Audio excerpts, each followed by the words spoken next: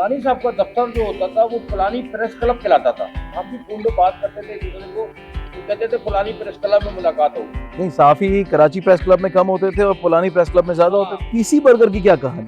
अपने बंदे को इंटरकॉम पे कहा यार पीसी के 10 बर्गर ले आओ, 20 बर्गर ले आओ। काफी दिनों तक हमने ये पीसी होटल जो है उसका बर्गर समझ के हमने खाया। Perl continental. हाँ, तो एक दिन सेठ ने जो है ना अपनी पोल खुद ही खोल दी। इसी का मतलब है पाकिस्तान चौक। तो पाकिस्तान चौक पे बर्गर की बड़ी मुश्किल दुकान है। जो मैनेजर होता है ना, कंट्री मैनेजर, वो वाइस प्रेसिडेंट होता है। हमने उसके ओनर में एक दावत रखी थी, फेयरवेल जा रहा था, तो मौलाना फजल रहमान कराची में, तो वो भी आ गए। हमने मौलाना साहब को बोला ये तोहफा आप इनके हाथ में दे दें। मौलाना साहब ने इनको तोहफा नहीं दिया, अपनी बंदे को दिया, अपनी गाड़ी में रखवा लिया।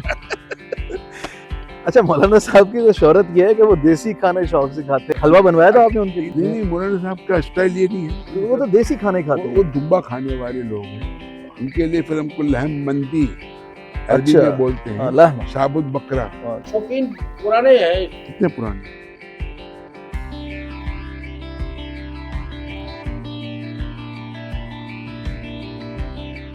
अस्सलाम वालेकुम नाज़रीन, फलानी लाउंज में आपको खुशामदीद कहते हैं। और पहले एपिसोड की बहुत ज़्यादा पजीराई के लिए आपका बहुत शुक्रिया। जितना भी फीडबैक आपका आया, दिन ब दिन जैसे जैसे हम इस सफ़र को आगे बढ़ाते जाएंगे, मज़ीद भी बातें और वो जो खूबसूरत गुलदस्ते की खुशबू है वो आप तक पहुंचाते जाएंगे।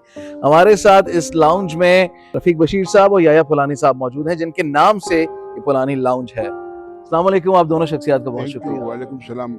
अच्छा रफ़ीक भाई, सबसे पहले तो आप मुझे ये बताएं, मैं आपसे इसलिए जानना चाह रहा हूँ कि आप याया फलानी साहब को पिछली कई दिहाइयों से जानते हैं, और जो मैंने सुना है उसे आप ये कह लें मार्केट में सुना है, सहाफ़ी दोस्तों से सुना है, दीगर लोगों से सुना है, एक खासा है, एक खूबसूरती है या एक शोहरत है फलानी साहब की। वो ये है कि लोगों ने मुझसे कहा कि ये सवाल आप कीजिएगा कि हम जब फलानी साहब के पास जाया करते थे तो वहां पर पीसी बर्गर खाते थे। अब ये पीसी बर्गर की क्या कहानी है? ये बल्कि ये आ भी गए हैं, नाजरीन को दिखाते हैं कि ये पीसी बर्गर। ये हमारे लतीफ भाई हैं जो पीसी बर्गर बनाते हैं। ये हमारे करीम भाई हैं जो बहुत पुराने, दोनों या सेठ के साथ होते हैं। तो असल में अली भाई आप सवाल किया जी, और दरअसल ये कि याया सेठ ने अभी अपना दफ्तर बना लिया है, बहुत अच्छा सेंट्रल दफ्तर, ठीक है, जीना एवेन्यू मरीर कैंट के पास। बहुत ही वो एक क्या कहें कि बड़ा डिजाइनर स्टाइलिश और बहुत ही खूबसूरत दफ्तर है। State of the art building है वो। बल्कि स्टेट ऑफ द आर्ट ये इनका जो जिसको ये फलानी लाउंज में बैठे हुए ये भी है। अच्छा, हाँ, इस फलानी लाउंज में भी इसमें कई ऐसी वॉल हैं जो ये है। हैंगिंग वॉल कैसे? हैंगिंग ये कि ये इसको सपोर्ट आप ढूंढेंगे तो मिलेगी, वरना नहीं मिलेगी। चारों तरफ से खुला नहीं मिलेगा आपको। नीचे जमीन से भी बुनियाद नहीं है इसकी? नहीं, बुनियाद नहीं है। दीवारों की हमेशा बुनियाद होती है जी, इनकी बुनियाद नहीं है। अच्छा, ये किस तरह से जहन में क्रिएशन है, इसी तरह का आपने अगर इनका सिटी दफ्तर कभी देखा हो तो वो उसमें नमाज की जगह भी, वजू खाने की जगह भी, सेठ की कमरा भी, फिर मीटिंग रूम भी, तो वहाँ पे भी सब कुछ ऐसे ही। अब ये सेठ साहब हमारे सेठ है ना, अब तो जाहिर बात है ये इनका शौक है। इन्होंने पता नहीं कहाँ से आर्किटेक्चर्स और इंजीनियर्स बुला के दफ्तर भी बहुत खूबसूरत वो बनवाया है। और खास तौर पर जो इनका नया दफ्तर है वो तो जहाज की तर्ज पर बना हुआ है। अच्छा, हाँ, यानी कि आप घुसेंगे तो आपको ऐसा लगेगा आप जहाज में चले गए, और दरवाजा जो किसी भी कैबिन खोलेंगे तो आपको ऐसा लगेगा जो दरवाजे का, जहाज का दरवाजा खोल रहा है। अच्छा, अभी आप पीसी बर्गर की बात कर रहे थे, तो ये सेट का एक वो है, क्या नाम के ट्रेडमार्क क्या है? ट्रेडमार्क भी आप पुरानी ट्रेडमार्क है असल में, लेकिन ये कहने इनका खाने का एक ट्रेड है।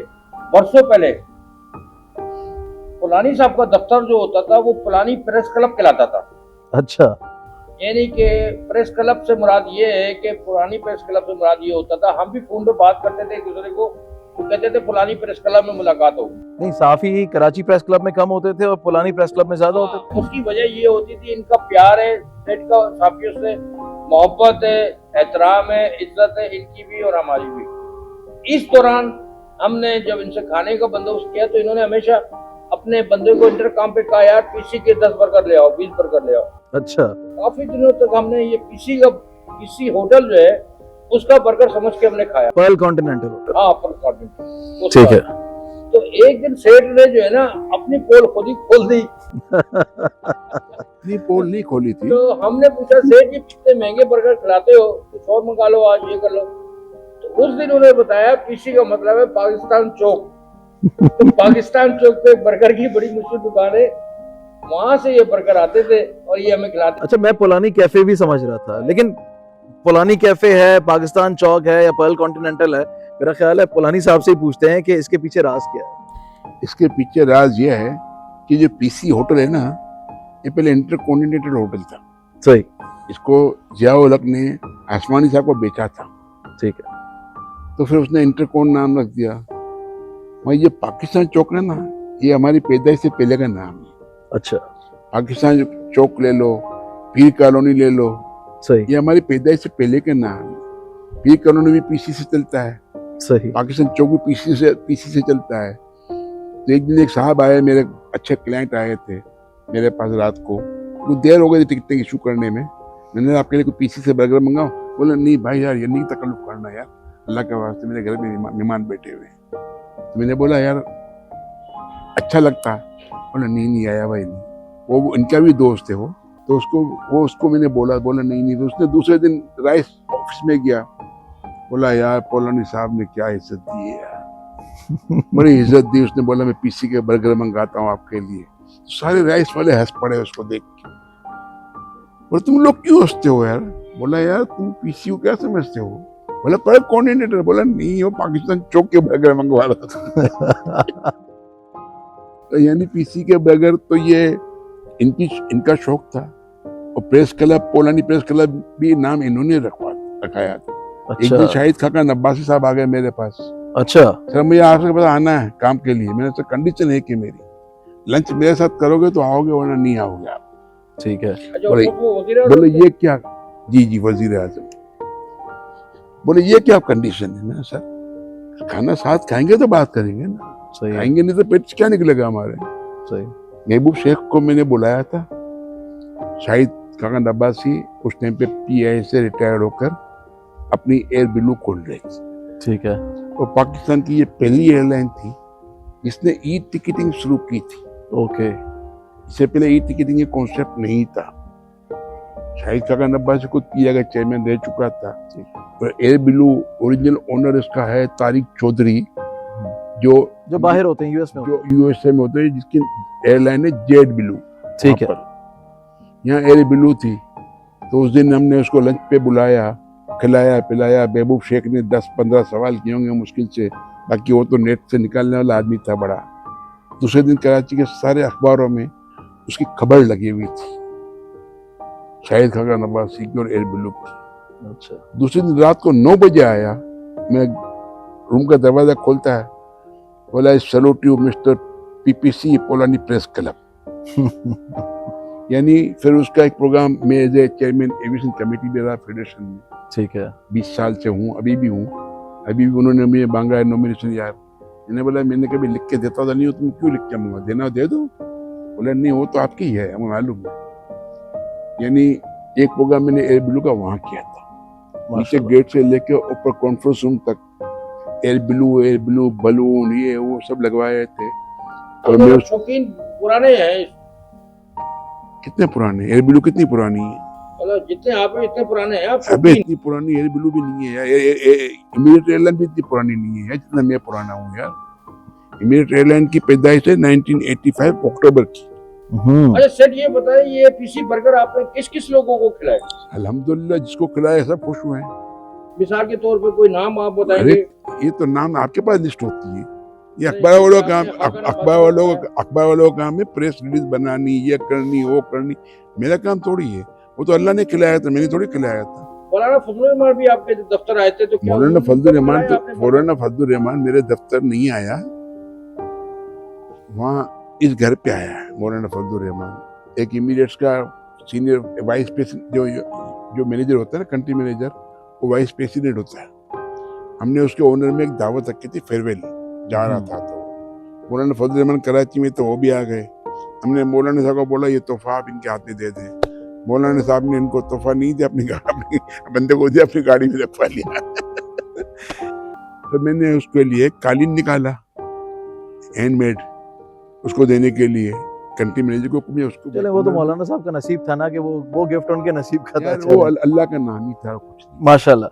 लेकिन मुझे ये बताएं, बात हो रही है बर्गर की या पीसी बर्गर की, मौलाना साहब को बर्गर खिलाया आपने? नहीं, मौलाना साहब का स्टाइल ये नहीं है। वो तो देसी खाने खाते वो हैं। दुम्बा खाने वाले लोग हैं, उनके लिए फिर हमको लहम मंदी अरबी अच्छा। में बोलते हैं, लहम। साबुत बकरा ठीक। जो बनता है वो भी, उसको भी खिलाया है मौलाना साहब को भी यहाँ बैठकर। और यहाँ जब डिनर होता है तो आपको फिर ये नहीं सोचना है कि यहाँ कौन सी आइटम खानी है कौन सी नहीं, आप परेशान हो जाएंगे। और मौलाना साहब की कोई खास पसंदीदा डिश भी है? नहीं, मौलाना साहब तो हमारे साथ कई मरतबा खाना खा चुके हैं। हाजी मसूद के यहाँ खाया हुआ है, खालिद तराव के घर पे खाया हुआ है, हर जगह खाया हुआ है। मीठे में क्या खास बनवाते हैं? नहीं, मीठे में तो हमारा जो सीजन का होता है मीठा वही चलता है ज्यादातर। अभी आजकल गाजर का हलवा है, फेमस हाल है। ये बताया कि मैं बहुत गरीब मिस्किन तबीयत का आदमी हूँ और आप वाकई ऐसी तबीयत के मैं हूँ। और आप साबिक वज़ीर आज़म मोहम्मद मियां सुमरो को कहते हैं मेरा कि पीर। मेरा पीर है। यस। तो वो आपका पीर किस तरह से हो गया? ये आपने बड़ा अच्छा सवाल किया और मैं चाहता था कि ये आप सवाल मेरे से करें। जब उनको देखता था गाड़ी में बैठते थे ना तो कुरान शरीफ पढ़ते रहते माशाल्लाह। ऑलवेज। हाँ, ये उनकी आदत है। हेलीकॉप्टर में बैठे होंगे तो तस्बीह पढ़ते रहेंगे और वो मोस्ट ऑफ द टाइम मैं नहीं समझता कि बगैर बावजू रहते थे, बगैर वजू के रहते नहीं थे। यानी देखो ना यार, एक चीज अच्छी नजर आती है उसको अवेल करना। वो चेयरमैन सेनेट भी रहा, प्राइम मिनिस्टर भी रहा, प्रेसिडेंट भी रहा, गवर्नर भी रहा, इससे पहले स्टेट नेशनल बैंक का प्रेसिडेंट भी रहा। देखो ये ओहदे पे जो गवर्नमेंट के ओहदे होते हैं ना उसमें कुछ लिमिटेशन होती है। आप हर काम नहीं कर, गवर्नर का काम ये नहीं होता कि पब्लिक सर्वेंट की तरह काम करे, सॉरी, वो गवर्न करता है। सीएम जो होता है ना उसका काम है पब्लिक सर्वेंट, वो इलेक्टेड होता है, ये सिलेक्टेड होता है। This is the lot of difference between elected and selected. ये जो गवर्नर बैठा हुआ है अभी, ये पब्लिक की नुमाइंदगी कर रहा है। खुलेआम गवर्नर हाउस खोल देता है, कभी रमजान में इफ्तारियां लगवा देता है, चांद रात को मेहंदी का प्रोग्राम कर लेता है, राशन भी बांट रहे हैं वो। जितना काम इस गवर्नर ने इतने कम टेन्योर में किया है आज तक पाकिस्तान की हिस्ट्री में किसी गवर्नर ने नहीं किया। इशरतुल इबाद ने भी नहीं किया। इशरतुल इबाद ने कुछ नहीं किया। अभी उसकी मैं बुराई नहीं किसी करना चाहता हूँ, किसी की भी नहीं, लेकिन सबसे लंबा टेन्योर उनका था। मैंने इसलिए लंबा टेन्योर 14 साल रहा वो हमारा।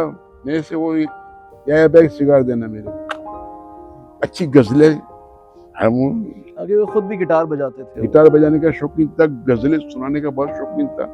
कभी फैमिली की एक दावत होती थी खालिद तराव के घर पे, तो उसमें 8-10 फैमिलियां होती थी। वो ये आ जाता था मैदान में, या भाई सिगार दो। एक दिन मैंने 8-10 डब्बियां निकाल के रख दी, बोला या भाई इतनी थोड़ी मांगे, मैंने कौन सा आपको चाहिए इसमें, वो निकाल के दे देता हूँ यार। यानी बहुत थोरो जेंटलमैन, हाईली क्वालिफाइड आदमी था, डॉक्टर था, तो मामूली चीज तो नहीं थी। बट ही कुडंट सर्व।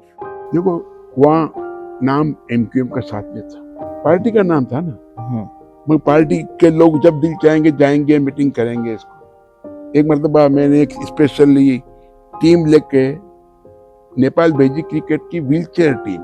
अच्छा। व्हीलचेयर टीम में पूरा मैंने सपोर्ट किया। जो बंदे उसका था बोला मैंने थोड़ा टाइम ले लिया गवर्नर से, हमें वहाँ जाना है आज। वो उनका सेक्रेटरी था, क्या नाम था उसका यार, गफूर साहब का दामाद था, प्रोफेसर गफूर साहब। प्रोफेसर गफूर, मोहम्मद हुसैन सैयद, वो बैठा हुआ था। मैंने बोला भाई हमारा टाइम कितने बजे? बोला यार मैंने कहाँ टाइम दिया उसको। मैंने क्या बोला? मैंने बोला भाई अभी गवर्नर का बोलो या बोला नहीं आया, मिल के जाएगा, बगैर मिल नहीं जाएगा। उसने बोला या बोला, बोला बैठो सुकून से, मैं मीटिंग से फारिग होता हूँ फिर उनसे मिलता हूँ। क्योंकि जो बाहर का पोर्शन था ना वहाँ हमने अरेंजमेंट करवाया उसको, गवर्नर हाउस के व्हीलचेयर वाले ऊपर तो जा नहीं सकते थे। ठीक है। तो फिर बाहर करवाया, सारा अरेंजमेंट करवाया। मेरे साथ एक इनके दोस्त के वालिद साहब थे, मेहताब चावला साहब। सही। उन्होंने वहाँ ऐलान किया 10 लाख रुपए का। गवर्नर साहब ने बाद में उनको मालूम है अंदर ले जाके क्या बोला क्या नहीं बोला। वो पैसे नहीं हाथ में आए, अच्छा वो शायद उन्होंने किसी और के नाम पे ले लिया। अच्छा। ये चीजें अच्छी नहीं होती मतलब हैं। ये सेठ पता लगा कि मेहताबुद्दीन चावला मरहूम जो है उन्होंने 10 लाख रुपए जो है वो इशरतुल इबाद साहब को दिए व्हील चेयर टीम के लिए दिए थे, के लिए, लेकिन वो उन तक नहीं नहीं पहुंचे। पहुंचे। नहीं, ये उनमें व्हीलचेयर वाली टीम है, व्हीलचेयर की टीम तक नहीं पहुंचे पाकिस्तान की या पोलानी साहब तक नहीं पहुंचे। व्हील चेयर की टीम के टीम टिकटिंग थी के पैसे सब थे उसमें। उसमें पाकिस्तान की दुनिया के अंदर पहली टीम व्हील चेयर की थी जो इंटरनेशनल मैच खेलने गई थी, सही। और वहां से मैच जीत के आई थी। अच्छा, उनमें जो उनका तासुर आ रहा है ना आपका, वो उन तक तो पहुंचे या नहीं पहुंचे, लेकिन इन तक नहीं उन पहुंचे, तक पहुंच गए, बच्चों तक नहीं पहुंचे। उन तक पहुंच गए। ये आप कह रहे हैं, वो इल्जाम है। नहीं, मैं जानता हूँ। अच्छा नहीं, मेहताबुद्दीन चावला भी ने दिए भी होंगे कि नहीं दिए होंगे। वो कह रहे हैं पहुंच गए। मेहताबुद्दीन चावला को क्या समझते, बड़े इदारे चला रहा था। अभी आप जो बोलते हो कि मैंने भी नहीं देखी, मगर वो उनका जो सेक्रेटरी था ना, जिलानी था, क्या नाम था एक, वो फॉलो करता रहता था, फिक्र नहीं कर। मुझे मालूम है ऐसे बहुत लोग हैं जो साइलेंट डोनर होते हैं, जो शो नहीं करते अपने आप को। उसपे अभी ये नाम लूंगा तो फिर दुनिया को पता चल जाएगा, फिर दुनिया वहां भागेगी। यानी बेशुमार बहुत अच्छे डोनर, अनबिलीवेबल डोनर।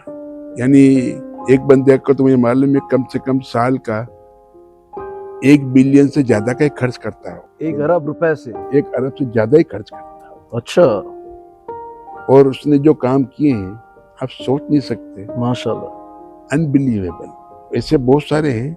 इसमें मैंने 2 मेमन भी हैं मेरी बिरादरी के, उनको भी मैं जानता हूँ। अच्छा, मुखैयर हजरात में तो मेमन कम्युनिटी की एक बहुत तवील फहरिस्त है। बहुत तबील। लेकिन मैं सेठ आपसे मुखैयर हजरात की बात नहीं कर रहा, मैं मुल्क को डिलीवर करने वाले देखो, सियासी लोगों की, सियासी पार्टियों की बात कर रहा हूँ। सियासी लोगों की बात कर रहे हो तो मेरे भाई वो सियासत में देने के लिए नहीं आते हैं।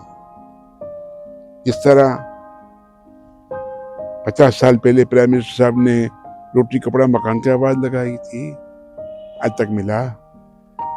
एक साहब ने उसका बड़ा अच्छा जवाब दिया था कि मिला है लोगों को।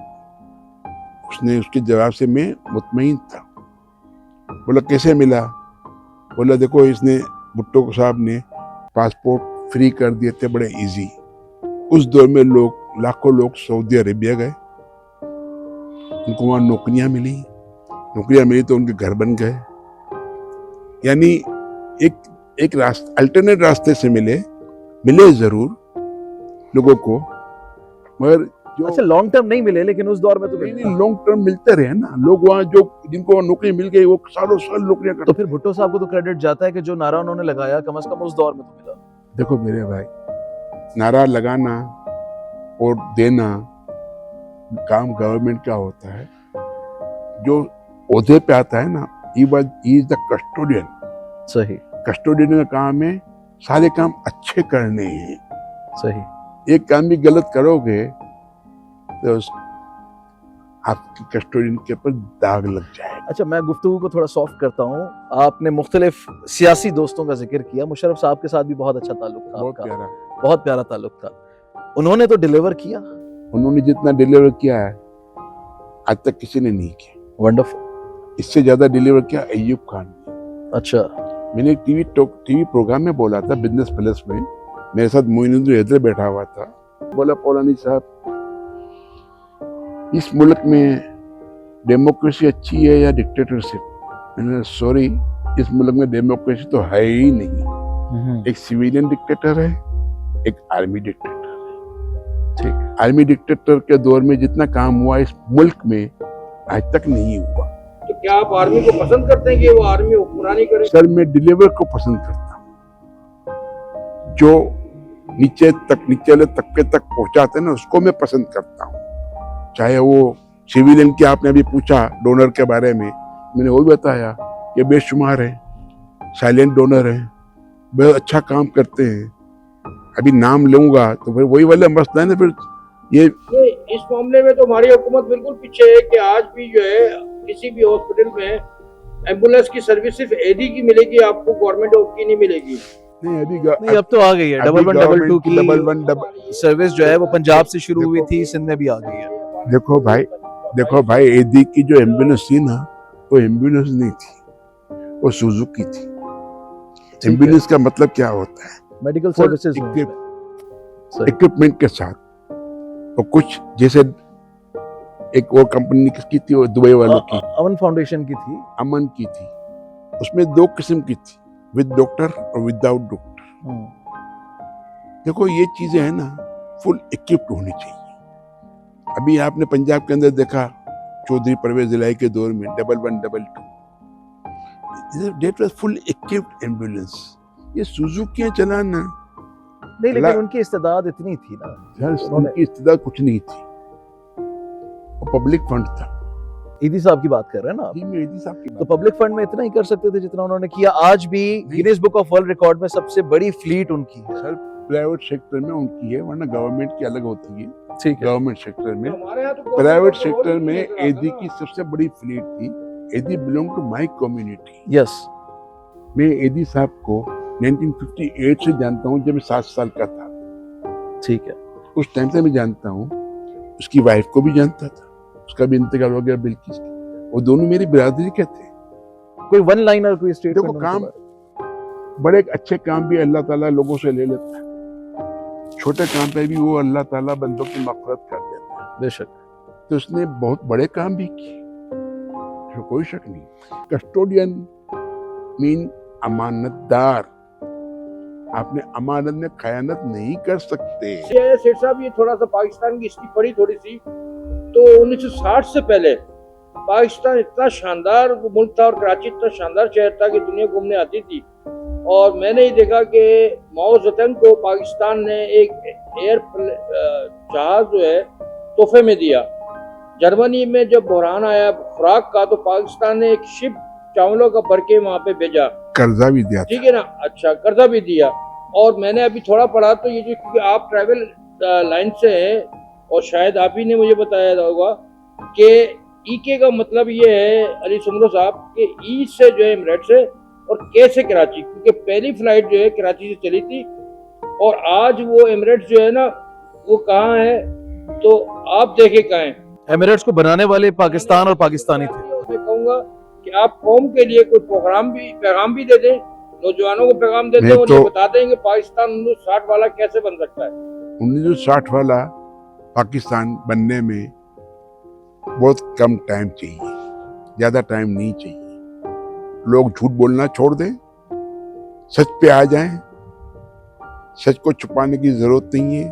सच को भूल जाने के बाद भी उसका मसला नहीं है, सच सच ही रहेगा, सच झूठ नहीं बनेगा।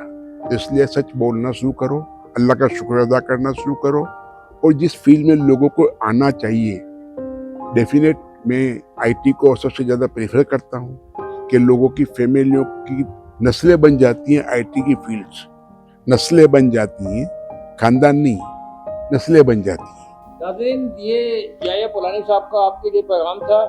आप हमारे चैनल को सब्सक्राइब करें, बेल का बटन दबाइए और ज़्यादा से ज़्यादा लोगों को, दोस्तों को शेयर कीजिए, क्योंकि ये इस मुल्क का बताता है। आप कमेंट भी करें कि याया पुलानी साहब से अगर कोई और सवाल करना है किसी भी किस्म का, तो आप हमें बताइएगा, हम आप सवाल करेंगे, इनसे जवाब देंगे। बहुत बहुत शुक्रिया नाज़रीन आपका देखने का, और याया सेठ साहब आपका बहुत बहुत शुक्रिया। खुदा हाफिज़।